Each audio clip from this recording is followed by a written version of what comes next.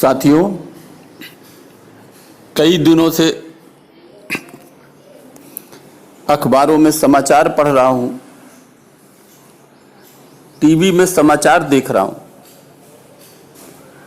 अफगानिस्तान की हालत देखकर काफी अफसोस भी होता है।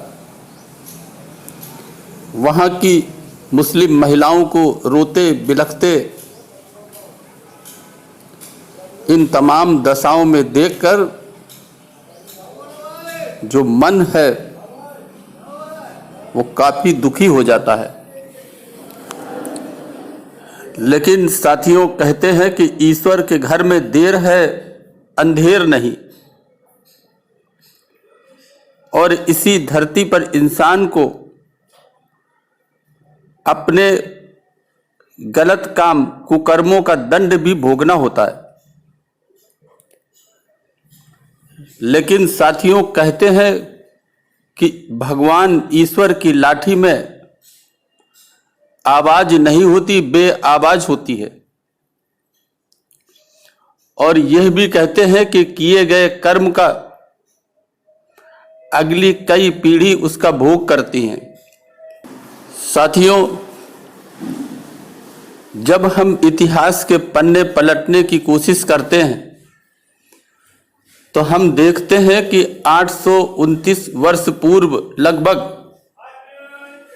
जब 1192 में पृथ्वीराज चौहान की पराजय हुई थी और मोहम्मद गोरी के इस्लामिक आतंकवादी दिल्ली में घुसे थे, जैसे ही दिल्ली में ये जिहादी घुसे, वहां की एक एक महिला पर 50-50 इस्लामी आतंकवादी टूट पड़े थे। नाराए तकबीर, अल्लाहू अकबर के नारों से न सिर्फ दिल्ली बल्कि पूरी सस्य श्यामला भूमि कांप उठी थी। मंदिरों के शिखर पर चढ़कर जोरदार हमले किए जा रहे थे। लोगों के माल असबाब को लूटा जा रहा था। औरतों बेटियों को लूटा जा रहा था, उनके साथ बलात्कार हो रहा था। पुरुषों की हत्याएं हो रही थी, पुरुषों के शव लटका दिए गए थे ताकि लोगों में भय पैदा हो और महिलाओं को नग्न अवस्था में गजनी ले जाया जा रहा था। तब दिल्ली का भी वो मंजर ऐसा था जो आज काबुल का है। अंतर इतना है कि अल्लाह के बंदे जो मुस्लिम थे वो दिल्ली में हिंदुओं को उस समय लूट रहे थे। आज काबुल में वही अल्लाह के बंदे अपने मुस्लिम भाई को ही लूट रहे हैं।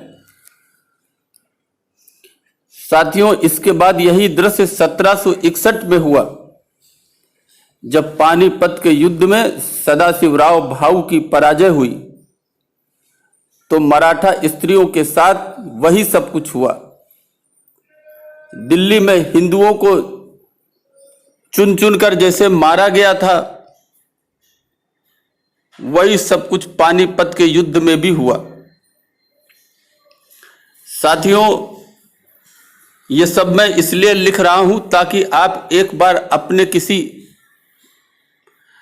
अल्लाह के बंदे मुस्लिम परिचित, जिसके पूर्वज हिंदू ही थे, उससे यह सवाल पूछें कि मोहम्मद गोरी और अब्दाली के बारे में आज उनके क्या विचार हैं। आपको एक ही उत्तर मिलेगा कि ये दोनों तो खुदा के फरिश्ते थे। तुम हिंदू गुमराह थे, इसलिए उन्हें अल्लाह ने भेजा था। मेरे कहने का आशय सिर्फ इतना है कि धर्म बदलने वाले कुछ अरब के गुलाम इन मुसलमानों के रोल मॉडल सदा से ही ये आतंकवादी रहे हैं। साथियों, रात दिन कुरान पढ़ने वाले अरबियों के पास तेल और काबा, कुरान, हदीस दिन में 5 बार नमाज, टोटीदार लोटा के सिवा और क्या है? इन्होंने समाज को, दुनिया को क्या दिया? कार, बस, ट्रक, बिजली, अनाज, मीठे पानी का शोधन, कपड़ा, मोबाइल, बिजली, बैटरी, मेडिसिन, जहाज, बंदूक, गोला बारूद, टैंक, मिसाइल आदि सब कुछ काफिरों का इजाद किया, ये इस्तेमाल करते हैं। इनको कोई मजदूरी में भी नहीं लगाता, क्योंकि ये मजदूरी लायक भी नहीं है। इंजीनियरिंग, मेडिकल लायक इनमें अब दिमाग ही नहीं बचा है। साथियों, जिस दिन तेल की मांग दुनिया में खत्म हुई, ये फिर से ऊंटों की सवारी पर आ जाएंगे। इसलिए ही अकेला छोटा सा देश इजराइल अपनी पढ़ाई लिखाई, विज्ञान, साइंस, इसकी तकनीक से, अपने आधुनिक हथियारों से इनको तब रपटा रपटा कर मारता है जब ये उधार के हथियारों से उस पर हमला करते हैं। साथियों, इसीलिए कहते हैं कि ईश्वर की लाठी में आवाज नहीं होती। अफगानिस्तान के गजनी में शहर के बाहर एक बड़ा चौक है। उसमें बने एक चबूतरे पर कभी इन्हीं अल्लाह के बंदों ने हिंदू औरतों की नीलामी की थी। उस स्थान पर इस याद के लिए आक्रमणकारी अल्लाह के बंदे मुसलमानों ने एक स्तंभ भी बनवाया था, जो आज भी उस नीलामी की याद में अफगानिस्तान में धरोहर के रूप में सजो कर रखा गया है, और जिस पर लिखा है, दुख तेरे हिंदुस्तान नीलामे 2 दिनार। अर्थात यहां हिंदुस्तानी औरतें 2-2 दिनार में नीलाम हुई। कभी जिस अफगानिस्तान में हिंद की बेटियां 2-2 दिनार में नीलाम की गई थी, आज उन्हीं अल्लाह के बंदों पठानों की बहन बेटियां और बीबियां बिना कोई मोल लूटी जा रही हैं, वो भी तथाकथित इस्लाम के छात्रों तालिबान द्वारा। साथियों, इसी को कहते हैं कि ईश्वर की लाठी में आवाज नहीं होती। ये 1000 साल पहले की सोच के अति पिछड़े दकियानूसी झूठे सिद्धांत पर जीने वाले लोग हैं। इनकी इज्जत बस तेल के कारण है।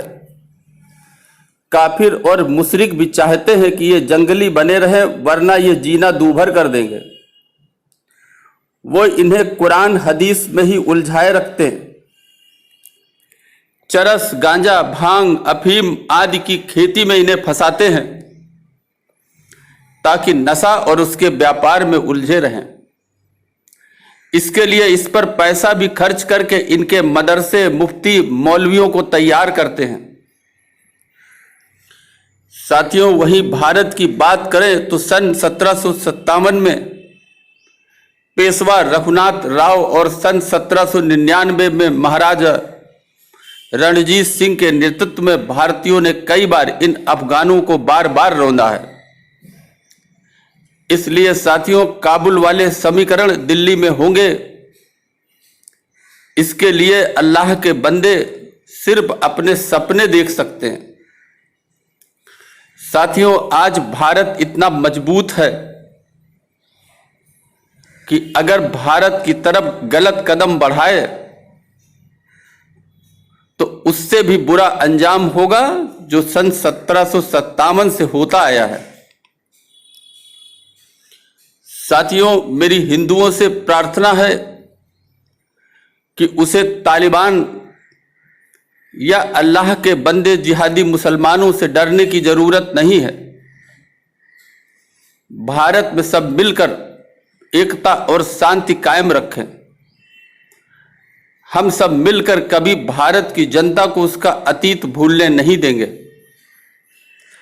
साथियों, 2014 में दफन हुआ सेकुलरिज्म के अब दोबारा जीवित होने की कोई आसार नजर नहीं आते। साथियों, जब वो लोग जो अफगानिस्तान में आज उत्पात मचा रहे हैं, आज सेकुलर नहीं है